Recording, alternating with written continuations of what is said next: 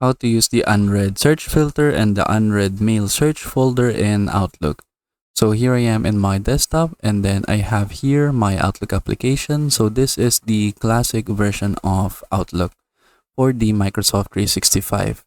So if you want to use the unread search filter, what you can do is that you can go right here in the home tab of your ribbon.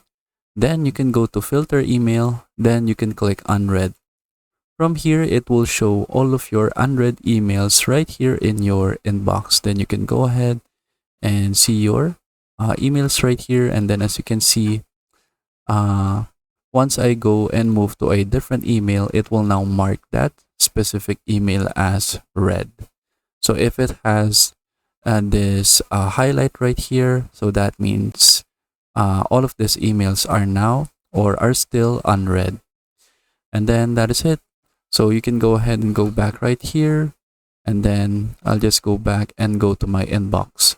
So you can use the filter email option right here in the home tab right here in the find section. Or what you can do is that you can go right here, and then there will be also a filter right here for all unread emails. So you can click that, and then as you can see, it will also filter all of your unread emails right here as well. And then you can also arrange it by date or by the sender or by flag, by size, and so on. And then that is it. And now the other way that you can filter unread emails is by using the unread mail search folders. So you can do that by going to the folder tab right here in your ribbon, and then you can see new search folder right here. So you can click on that, and then from here you can just choose unread mail and then click OK, and then now you will have your search folder right here in the sidebar.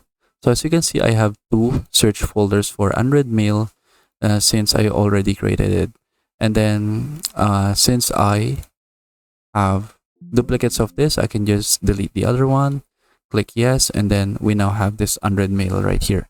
And then as you can see, there's nothing in here anymore since I have read the email earlier when I click the different folders right here. So for example, I'll just mark some emails right here as unread. So for example, this one, and then I can mark them as unread, and then we now have the unread mail search folder right here. And then what you can do is that you can favorite this folder so that you will now have your unread mail search folder right here in favorites, and then you can go ahead and access them as easily right here.